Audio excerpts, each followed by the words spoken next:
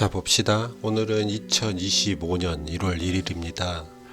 새해가 밝았죠. 우리 이제 작년 2024년에 대한 결산을 좀 해보도록 할게요. 월말 리밸런싱과 함께요. 일단 2024년은 수익률이 9.22로 뭐 이렇게 제가 예상하는 계획하는 뭐 26%는 택도 없이 부족했다. 다섯 종목들을 좀 봤을 때 스파이 QQQ 다이아 같은 경우에는 뭐 23%, 24%, 12% 굉장히 미국 주식은 좋았지만 국내 코스피 코스닥은 마이너스 9%, 마이너스 21%로 굉장히 좋지 않았죠. 그런 와중에 제 계좌가 뭐 9% 정도 견뎌낸 거 뭐 나쁘지 않다고 생각해야겠죠. 해외 계좌 같은 경우에는 25%라면 뭐 준수했다라고 볼 수 있습니다. 겨우 따라간 정도밖에 안 되지만 환율이 많이 높아지면서 환율을 적용했을 때 높지만 이거는 큰 의미가 없고요. 국내 계좌도 뭐 실제 코스피 코스닥보다는 좋았지만 뭐 성과에 미치지 못했다. 기타 계좌 역시 나름 선방했다 이렇게 볼 수 있겠습니다. 비트코인이 좀 하락했고 빅세븐도 좀 하락했고요. 금이 살짝 소폭 상승하고 이런 정도 되겠습니다. 자, 저번 달과 비교를 해보면 저번 달보다는 전략자산 자체는 상승을 했습니다. 해외 계좌는 조금 하락한 게 보이고요. 국내 계좌는 조금 0.52에서 2.43으로 조금 상승했다. 기타 계좌 역시 조금 상승한 모습. 환율은 뭐 저번 달에 비해서 굉장히 높게 상승했죠. 스케일 자체를 1400에 멈추지 못하고 1500까지 늘려야만 하는 그런 상황에 좀 있었다. 이렇게 볼 수가 있겠네요. 자, 개별 전략들을 좀 보면 일단 픽세븐 같은 경우에는 내년에는 다시 또 집중을 해야 될 것 같아서 이렇게 세 종목 아래쪽에 두 종목 다 제거를 해야 될 수도 있겠다라고 생각을 합니다. 하지만 뭐 일단은 올해는 이렇게 끌고 왔으니까 조금 선별하는 종목이 좀 많아지니까 좀 귀찮아지는 게 있어서 내년에는 픽세븐도 다시 픽4로 돌아가는 그런 전략을 취해볼까 합니다. 일본 TLT 같은 경우에는 굉장히 안 좋죠. 많이 하락을 하는 바람에 굉장히 손실이 점점 늘어나고 있는데 뭐 지켜봐야지 어쩌겠습니까. 자, 산료소요는 나름 저번 달보다는 꽤 안 좋아지기는 했네요. 한 4% 가까이 빠진 그런 모습입니다. 내년에도 큰 변화는 없을 것 같다. 산료소요는 전략 그대로 가져가는 형태가 될 것 같다.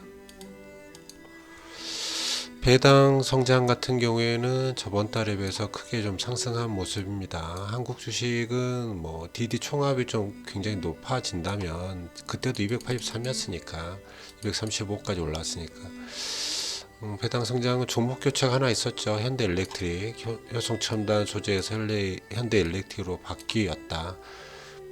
내년에도 이렇게 한번 가져가 볼 생각이고요. 허정 부인은 크게 신경 쓰지는 않고 있습니다. 뭐 큰 변화는 없는 그런 형태이고 미국과 한국 주식, 한국 ETF를 섞어서 안전자산과 함께 섞어서 하는 좀 차분한 전략인데 나름 성과가 괜찮았던 그런 한 해였습니다. 자, 심플 파리는 저번 달에 이제 얼추 QQQ랑 슈드를 이용해서 전략을 한번 만들어 보려고 하다가 나름 고민을 해서 이런 식의 전략을 짜 봤습니다. 자, 투자 비중은 이제 8대2, 8대2, 8대2, 뭐 SCHD랑 리츠를 8대2로 그리고 여기가 8, 여기가 2로 또 여기가 8, 여기가 2로 이런 식으로 전략을 짜봤고 뭐 일단 매수를 시작한 부분이 있죠. QQQ는 아직은 좀 높다고 생각을 했기 때문에 아직은 매수를 하지 않고 그 모든 걸 이제 안전자산에 전부 다 일단은 들어가 있습니다. 평가 비중 40%까지 되니까요. 이런 식의 전략을 올해는 좀 해볼까 합니다. 작년에 이제 6대4 전략을 60-40 전략을 해봤는데 크게 재미를 보지 못했고 이번에 이런 전략을 써볼 거고요.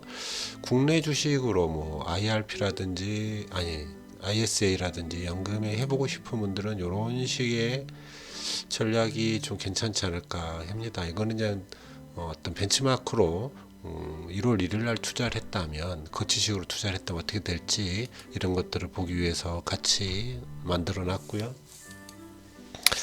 자, HA는 지금 팁 점수가 마이너스이고 BIL이 IEF보다 더 높은 모멘텀을 가지고 있기 때문에 전체 다 비리거나 현금, 제 같은 경우에는 현금을 다 들고 있는 게 낫다라고 생각하는 그런 장세이죠. 그런 와중에 그래도 뭔가를 조금을 들고 있어야 된다면 한 12.5%, 12.5% 정도 스파이랑 SPLG랑 IWM을 들고 있는 게 어떨까, 이런 것들을 보여주는 HA 전략입니다. 자, 메리츠에 하고 있는 올배당이죠. 슈퍼 365라는 계좌에 하고 있는 건데, 올배당 역시 많이 조금은 상승을 했네요. 그랬군요. 여기는 이제 여기가 15일인가요? 뭐 15일 날 이렇게 네 종목을, 6종목이죠. 이런 올배당 종목들에 투자를 해서 지금 같은 경우에는 채권은 투자를 하지 않는 게 좋겠다라고 하는데, 저는 좀 들어가 있는 상태인 것 같습니다. 바닥이라고 보고 또 들어갔는데, 또 이런 이제 좀 예견하는 투자 전략 때문에 제가 좀 망하는 경우가 많긴 해요. 자, 삼성증권 같은 경우는 네이버 때문에 어쩔 수 없이 전략을 짜서 하고 있죠. 네이버를 너무 오랫동안 물려있기 때문에 나머지 자산으로 50대 50 해서 스파이랑 슈드에 들어가 있는 그런 전략입니다. 스파이 슈드를 50대 50으로 이렇게 투자를 하고 있죠.